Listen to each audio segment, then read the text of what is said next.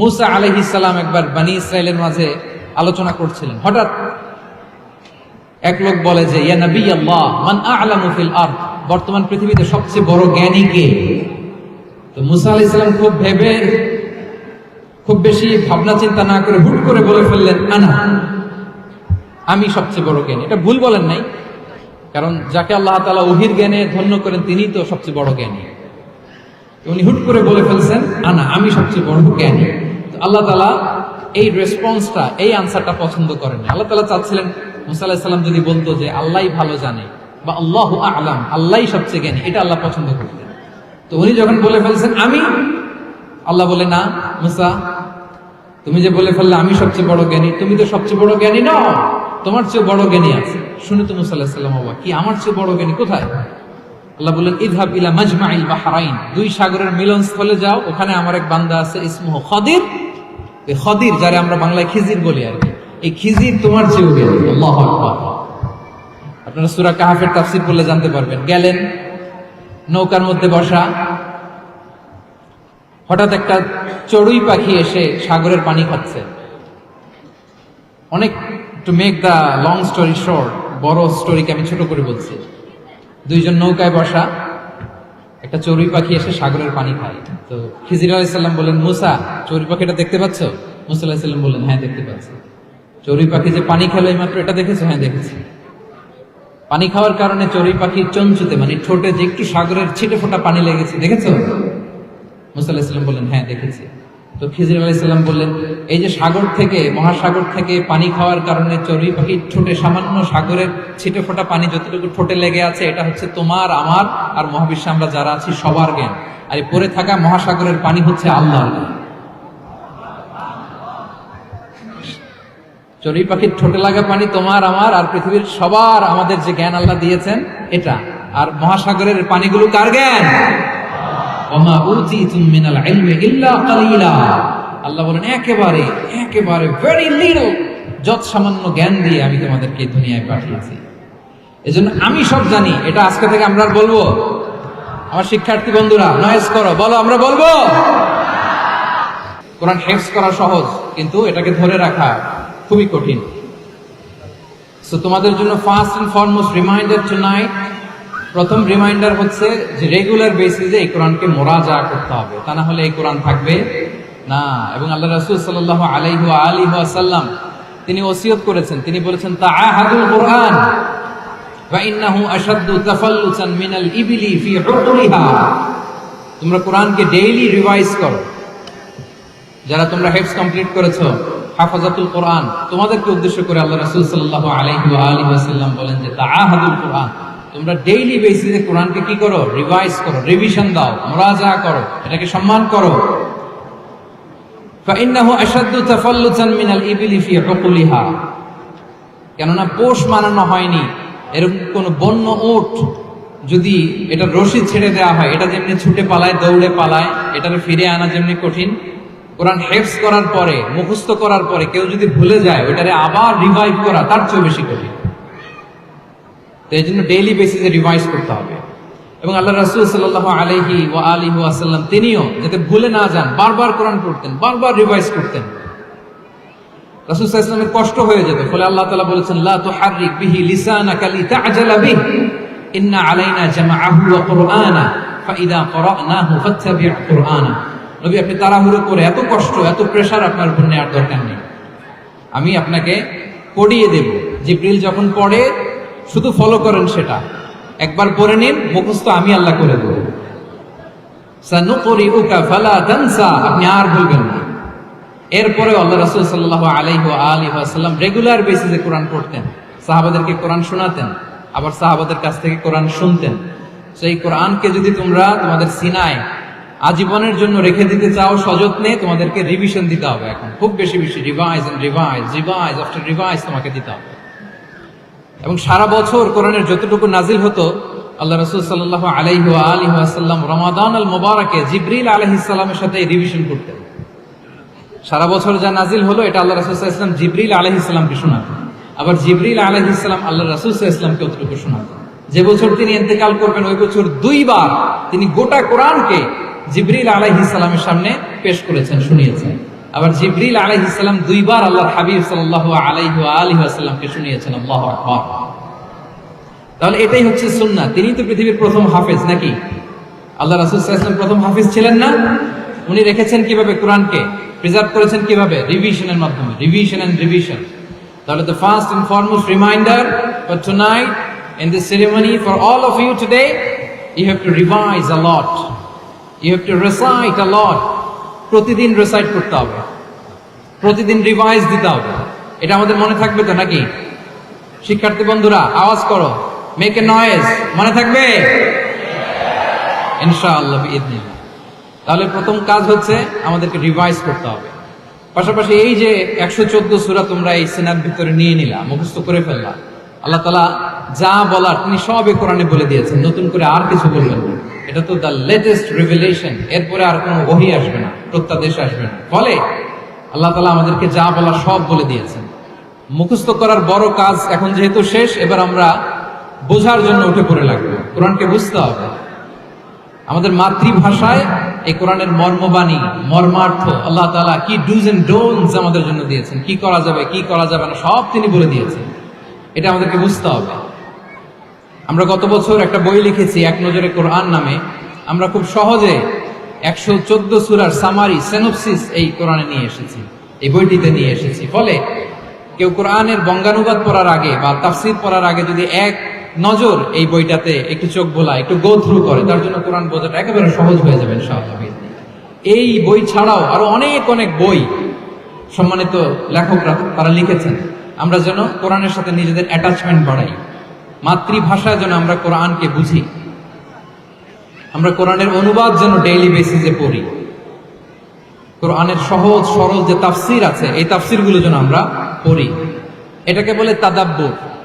যে আয়াত দিয়ে আমি শুরু করেছি, আফালা ইয়াতাদাব্বারুনাল কুরআন আম আলা কুলুবিন আকফালুহা, আল্লাহ বলছেন তারা কি গভীর মনোযোগের সাথে কোরআন পড়বে না? উইথ ভাস্ট কনসেন্ট্রেশন, খুব ধ্যানমগ্নতার সাথে খুব মনোযোগ দিয়ে কি তারা কোরআন পড়বে না? নাকি তাদের হৃদয়ে তালা ঝুলে আছে? আমাদের হৃদয়ের জং ধরা তালা যদি আমরা খুলতে চাই, এটা আনলক করতে হবে আল কোরআন আল কারীম দিয়ে। তাহলে প্রথম রিমাইন্ডার হচ্ছে রিভিশন। আমার প্রিয় হাফেজ ভাই এবং বোনেরা, আমরা যেন রিভিশন দেই বেশি বেশি। 2 নম্বর কথা হচ্ছে আমরা যেন কোরআনের মর্মবাণী বাংলায় বুঝবার চেষ্টা করি, কোরআনের তাফসীর যেন আমরা করি, আমরা যেন তাদাব্বুরে কোরআন করি, কোরআনের যে রিফ্লেকশন গুলো আছে এগুলো যেন আমরা ধারণ করতে পারি। তাদাব্বুর শব্দটা বেসিক্যালি এসেছে আরবি শব্দ দুবুর থেকে। দুবুর, দুবুর শব্দের অর্থ হচ্ছে পেছন। যে কোনো জিনিসের পেছনকে বলে, আমাদের পেছনটাকেও বলে দুবুর। তো তাদাব্বুরে কোরআন মানে হচ্ছে কোরআনের যে বাহ্যিক আয়াতের যে অর্থ, এর পেছনের যে গল্পটা, পেছনের যে রহস্য, এই আয়াতের পেছনের যে রহস্য, এটাকে উদ্ঘাটন করার চেষ্টা করা, আত্মনিমগ্ন হওয়া, কোরআনের রহস্য উন্মোচনের জন্য ধ্যানমগ্ন হওয়া, খুব গভীর মনোযোগ দিয়ে with vast concentration and attention কোরআনকে পড়াকে বলে তাদাব্বুরে কোরআন। তাহলে রিভিশনের পাশাপাশি আমাদেরকে তাদাব্বুরে কোরআন করতে হবে। কি পারা যাবে তো ইনশাআল্লাহ? এই কোরআন যে তোমাদেরকে কোথায় নিয়ে যাবে তুমি জানোই না, তোমার কোনো আইডিয়াই নাই এই যে কোরআন তোমাদেরকে কোথায় নিয়ে যেতে পারে। এবং শিক্ষার্থীদের জন্য গোটা বিশ্ব খোলা, the entire world is open for you. তোমরা বিশ্ব জয় করতে পারো, তোমরা ঢাকা বিশ্ববিদ্যালয়ে যাবে, তোমরা চট্টগ্রাম বিশ্ববিদ্যালয়ে যাবে। এই যে তোমাদের এক বড় ভাই বসে আছে, ডাকসুর ভিপি সাদিক কায়েম। ঢাকা বিশ্ববিদ্যালয়ে যে আমাদের কোরআনের আলো ছড়িয়ে দেওয়ার দরকার আছে না নাই বলো? তোমরা অক্সফোর্ডে যাবে, তোমরা এমআইটি যাবে। Let's say all together. 1 নম্বরে কি ছিল? রিভিশন। 2 নম্বরে তাদাব্বুরে কোরআন। সবাই বলি 2 নম্বরে কি ছিল? তাদাব্বুরে কোরআন। বুঝে বুঝে কোরআনের মেসেজগুলোকে হৃদয়ঙ্গম করা, একটু একটু করে হৃদয়ঙ্গম করা, একবারে সব না। কারণ কোরআন নাজিলও হয়েছে একটু একটু করে। হাসাবা হাওয়াইজিল বাশার, মানুষের যত প্রয়োজন ছিল প্রয়োজনের প্রেক্ষাপটে চাহিদার আলোকে একটু একটু করে 23 বছরের লম্বায় লং পিরিয়ড অফ টাইমে কোরআন নাজিল হয়েছে। কোরআন কিন্তু তাওরাত, জাবুর, ইনজিল কোরআনের মতো, ইনজিলের মতো, তাওরাতের মতো, জাবুরের মতো কিন্তু কোরআন একবারে নাজিল হয়ে যায়। তাওরাত জাবুর কিন্তু একবারে এট এ টাইমে নাজিল হয়েছে, কিন্তু কোরআন নাজিল হয়েছে কত বছরের সময় নিয়ে? 23 বছর, 23 ইয়ার্স। 23 বছরের লং পিরিয়ড অফ টাইম নিয়েছে। গারে হেরাতে প্রথমে শুরু, মক্কা থেকে প্রায় 10 কিলোমিটার উত্তর পূর্বে 634 মিটার উঁচু দ্য মাউন্টেন অফ কেভ প্রথমে নাজিল হলো ইকরা বিসমি রাব্বিকাল্লাযী খালাক, read in the name of your lord who has created, পড়ো তোমার প্রভুর নামে যিনি শিখিয়েছেন। এই তো নাজিল হতে লাগলো, কখনো মক্কায়, কখনো মদিনায়, কখনো ঘরে, কখনো বাইরে, কখনো মরুভূমিতে, কখনো বাজারে, কখনো যুদ্ধের ময়দানে। রাসূল যেখানে, সাথে সাথে কোরআনও সেখানে, একটু একটু করে। আল্লাহ রাসূল সাল্লাল্লাহু আলাইহি ওয়া আলিহি ওয়াসাল্লাম উনি ওনার জীবনে, পরিবারে, সমাজে যখনই কোনো সংকটের মুখোমুখি হয়েছেন তখনই সমাধান হয়ে হাজির হয়েছে কোরআন। সুবহানাল্লাহ। যখনই সংকট তখনই কি? কোরআন। যখনই কোনো প্রবলেম ফেস করেছেন, কোরআন। কারণ কোরআন হচ্ছে দ্য প্রবলেম সলভিং মেথডোলজি। যখনই সমস্যা, সমাধান নিয়ে হাজির হয়েছে কোরআন। তাহলে আমরা যেন তাদাব্বুরে কোরআন করি।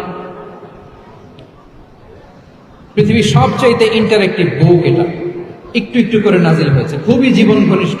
তোমরা যত পড়বে, যত রিসার্চ করবে, যত এক্সপ্লোর করবে, তত এই জ্ঞান, এই নলেজ, এই রহস্য তোমাদের কাছে ধরা দেবে। তাহলে 1 নম্বরে হচ্ছে রিভিশন, 2 নম্বরে হচ্ছে তাদাব্বুরে কোরআন, যেটা বলেছি যে এটা ইন্টারেক্টিভ বুক।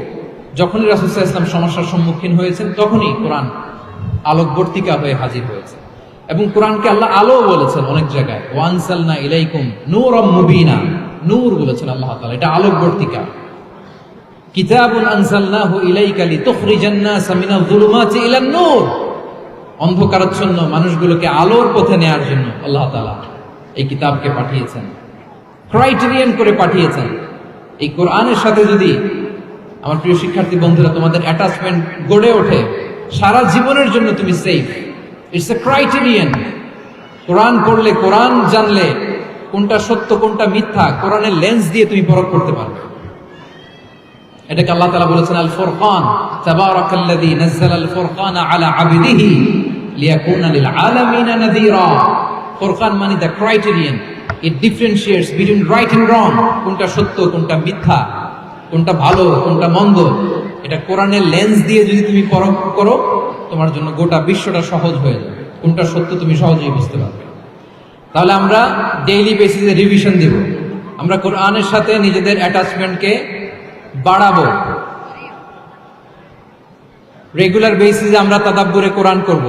কি করব? তো ইনশাআল্লাহ সবাই একসাথে আওয়াজ করে পড়ে ইনশাআল্লাহ। বিশাল এক কর্মযজ্ঞ তোমরা শেষ করেছো, এবার নতুন কর্মযজ্ঞের পথে তোমরা হাঁটবে। কোরআন তোমরা মেমোরাইজ করেছো এবং এখন জ্ঞানের অন্যান্য যে ব্রাঞ্চ আছে, শাখা প্রশাখা আছে, সেগুলোতে তোমরা বিচরণ করবে। জ্ঞানার্জনের একটা মূলনীতি তোমাদের সাথে আজকের এই প্রোগ্রামে শেয়ার করে আমি আমার সংক্ষিপ্ত আলোচনা শেষ করব। এটা ইসলামিক জ্ঞান হোক কিংবা কনভেনশনাল জ্ঞান হোক, জ্ঞানার্জনের জন্য 3টা বিষয় অপরিহার্য, এটা আমাদের খেয়াল রাখতে হবে। আমি তোমাদের মনোযোগ আকর্ষণ করছি, 3টে জিনিস জ্ঞানার্জনের জন্য অপরিহার্য। 1 নাম্বার হচ্ছে বিনয়, 2 নাম্বার হচ্ছে সফর, 3 নাম্বার হচ্ছে সবর। আই রিপিট, আমি আবারও বলি, জ্ঞানার্জনের জন্য 3টা জিনিস লাগে, এটা যে কোনো জ্ঞান হোক, লাগবেই, ইটস এ মাস্ট, কম্পালসারি। 1 নম্বরে হচ্ছে বিনয়, 2 নম্বরে সফর, 3 নম্বরে সবর। এবার আমি জিজ্ঞেস করি, তোমাদের মুখ থেকে আমি শুনতে চাই, বলো জ্ঞানার্জনের জন্য অপরিহার্য বিষয় কয়টা? 1 নম্বরে বিনয়, 2 নম্বরে সফর, 3 নম্বরে সবর। এই 3টাই লাগবে। বিনয়ী হইতে হবে, ডাউন টু আর্থ হইতে হবে। বিনয়ী না হলে, মুতাওয়াদি না হলে আল্লাহ তাআলা এলেমের নূর দিয়ে ওই ব্যক্তিকে ধন্য করেন না। বিনয়ী হইতে হবে। বলা যাবে না যে আমি সব শিখে ফেলছি, আমি সব জানি, আসলে কিছুই জানি না, আসলে কিছুই জানি না। অনেক পড়াশোনা করার একটা বড় সুবিধা হচ্ছে আমি যে কিছুই জানি না এটা জানা যায়। যারা অনেক পড়াশোনা করে, গভীর জ্ঞান অর্জন করে, অনেক পড়াশোনা করার একটা বড় ফায়দা হচ্ছে যে এটা জানা যায় সব শেষে যে আমি কিছুই জানি না। আবুল নওয়াজ একটা চমৎকার কবিতা লিখেছেন, উনি বলেছেন ফাকুল লিমা ইয়াদদাই ফালসাফাতান, তুমি অল্প কিছু জেনেছো, মহাবিশ্বের অনেক রহস্য তোমার কাছে এখন অধরা, এখনো অধরা, অজানা। ওয়া ফাওকা কুল্লি যী ইলমিন আলিম, জ্ঞানীর উপরও জ্ঞানী আছে, জাননেওয়ালার উপরও জাননেওয়ালা আছে।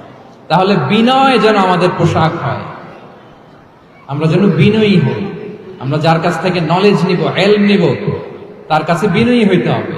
যেই পাত্রে পানি ঢালবো এটা থাকবে নিচে, আর যে গ্লাস থেকে ঢালা হবে ওইটা থাকে উপর। আল্লাহু আ'লাম।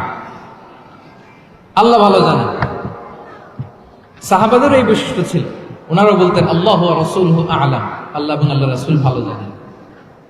এবং আমাদের ক্লাসিক স্কলারদের এই বৈশিষ্ট্যটা ছিল, অনেক প্রশ্নের করলে আমরা হুটহাট উত্তর দিয়ে দিই। অন অ্যান অ্যাভারেজে 10টা প্রশ্ন করলে ইমাম মালিক এর মধ্যে অধিকাংশ প্রশ্নের উত্তরে বলতেন আনা লা আ'লাম, আমি জানি না। আমি জানি না এটা যখন আমরা বলতে শিখি তখনই বেসিক্যালি আমরা নলেজেবল হয়ে উঠি, জ্ঞানী হয়ে উঠি। তাহলে জ্ঞানার্জনের জন্য অপরিহার্য কয়টা বিষয় বলেছিলাম, মনে আছে না? ঘটনা শুনতে শুনতে কয়টা মোট? 1 নম্বরে বিনয়। আমরা বিনয়ী হব। আওয়াজ করে বলি, আমরা কি হব? আমরা বিনয়ী হব।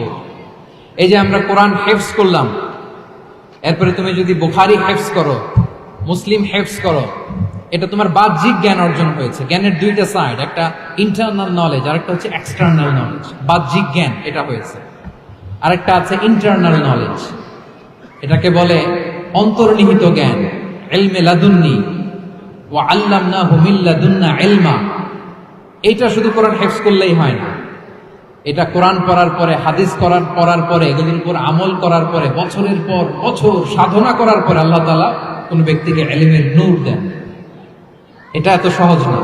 আমরা এক্সটার্নাল নলেজ, বাহ্যিক জ্ঞান খুব সহজেই রিসিভ করতে পারি, কিন্তু ইন্টারনাল নলেজ, যেটা অন্তর্নিহিত জ্ঞান, যেটা তোমার দূরদৃষ্টি বাড়াবে, তোমার ফেরাসাত বাড়াবে, তোমার বিচক্ষণতা বাড়াবে, তোমার ফারসাইটেডনেসকে বাড়াবে, ওই অন্তর্নিহিত জ্ঞানের জন্য বছরের পর বছর সাধনা করতে হয়।